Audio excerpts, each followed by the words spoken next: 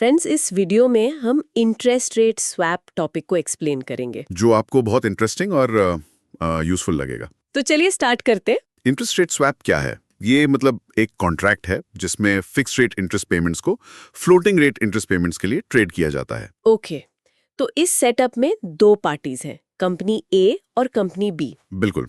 और ये पूरा ट्रांजैक्शन एक 100 करोड़ रुपए के नोशनल अमाउंट पर बेस्ड है। अच्छा, नोशनल अमाउंट। हाँ, तो इस अरेंजमेंट में कंपनी ए एक फिक्स्ड रेट यानी 6% पे करती है। बिल्कुल। और दूसरी तरफ कंपनी बी एक फ्लोटिंग रेट पे करती है जो MIB और प्लस 1% है। ओके, MIB और प्लस 1%, समझ गई। तो अब इसकी कैलकुलेशन देखते हैं। हाँ बिल्कुल। तो पहला साल लेते हैं ईयर 1, जब रेट्स इक्वल हैं, मतलब MIB और 5% है। MIB और 5%, ठीक है। तो इस केस में फ्लोटिंग रेट क्या बन जाता है? 5% प्लस 1% यानी टोटल 6%। एग्जैक्टली। तो कंपनी ए जो फिक्स पे कर रही है उसका पेमेंट होगा 100 करोड़ का 6%। जो कि 6 करोड़ रुपए हुआ। करेक्ट। और कंपनी बी जो फ्लोटिंग पे कर रही है उसका पेमेंट होगा उसका भी माइबोर 5% प्लस 1% यानी टोटल 6% ऑफ 100 करोड़। मतलब 6 करोड़। मतलब 6 करोड़ ही बनता है। हाँ इसका रिजल्ट तो ये है कि कोई नेट पेमेंट होगा ही नहीं। बिल्कुल, कोई नेट पेमेंट नहीं होगा क्योंकि दोनों अमाउंट्स एग्जैक्टली सेम है। तो अब ईयर 2 का सिनेरियो देखते हैं। राइट। जब फ्लोटिंग रेट बढ़ जाता है, मान लीजिए माइबोर 7% हो जाता है, ठीक है, तो अब नया फ्लोटिंग रेट होगा 7% प्लस 1%। यानी टोटल 8%। परफेक्ट।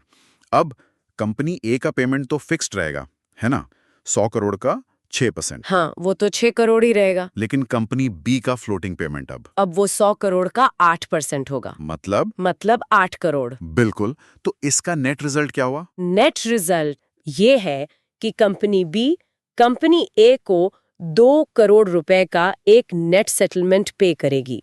सही। ये 8 करोड़ माइनस 6 करोड़ का डिफरेंस है। अच्छा, तो अब इसके आउटकम्स यानी कि परिणामों को देखते हैं। कंपनी ए इस सिचुएशन में प्रोटेक्टेड है। हाँ, एक फिक्स्ड रेट पे करने की वजह से कंपनी ए बढ़ते हुए इंटरेस्ट रेट्स के रिस्क से शील्डेड रहती है। मतलब बची रहती है। और कंपनी बी को फायदा कब होगा? देखिए, कंपनी बी को तभी बेनिफिट होगा जब इंटरेस्ट रेट्स नीचे जाते हैं। ओके। मतलब कंपनी बी रिस्क जरूर ले रही है, लेकिन अगर फ्लोटिंग रेट्स 6% से कम हो जाते हैं तो उसे कम पेमेंट करना पड़ेगा, जिससे उसे फायदा होगा। एग्जैक्टली। लेकिन इस तरह के ट्रांजैक्शन में कुछ की रिस्क्स भी तो इन्वॉल्व होते होंगे। बिल्कुल होते हैं।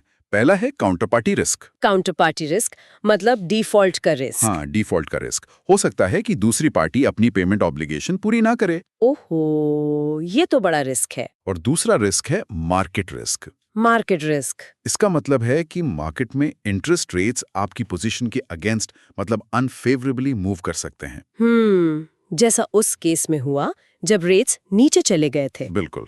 हमें उम्मीद है कि ये एक्सप्लेनेशन आपके एग्जाम प्रिपरेशन के लिए हेल्पफुल रहा होगा। धन्यवाद।